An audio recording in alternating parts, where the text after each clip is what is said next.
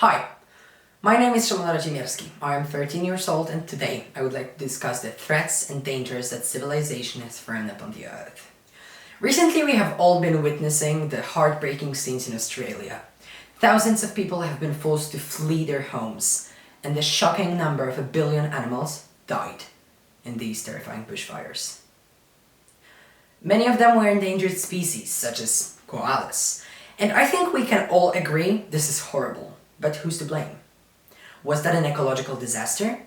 The scientific definition of an environmental disaster is a catastrophic event caused by human activity. There are many different factors that can cause bushfires. Some of them human, other natural. And it's really hard to determine which one of these were decisive. Regardless of the fact whether it was our thought that these fires are happening right now, I think there's a more important question. What are the effects? Are they global or only local? Someone lacking empathy might say, "Oh, come on, it's Australia, it's the other end of the world. Why should I care?" It's not that simple. On one hand, it is true that the fires in Australia have direct effects that are only local. But on the other hand, such extensive fires add to the greenhouse effect, this way causing an acceleration of global warming, which then adds to the greenhouse effect, again causing acceleration to global warming, and so on and so on. And that makes us stuck in a kind of vicious circle. It is nearly impossible to get out of it. More importantly, I think that these kinds of catastrophes are an alarm bell for us, showing us that there is a disaster right ahead of us, whose shadow is already leaning over us. Can we do something? Or are we just supposed to sit and watch, waiting for the inevitable? I guess every generation has a thing they need to fight for.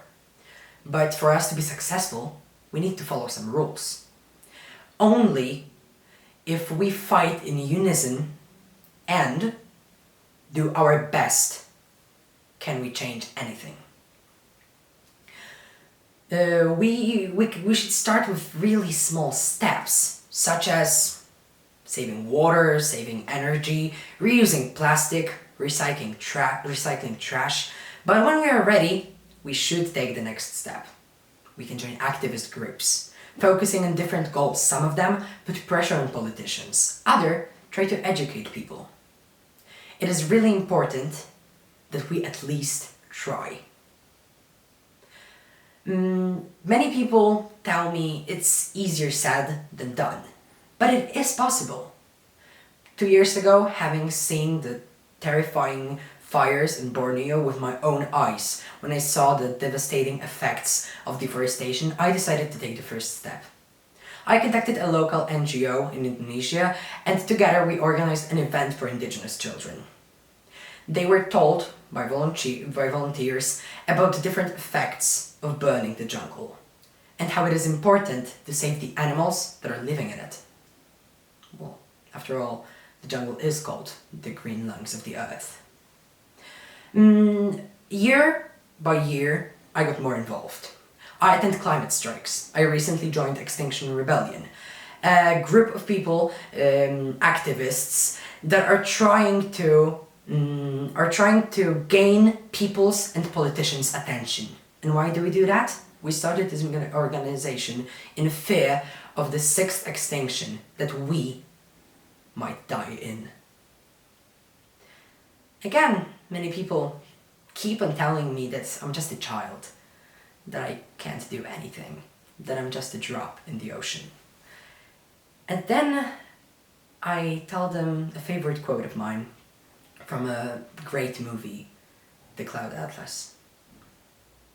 And what is an ocean but a multitude of drops? Thank you very much.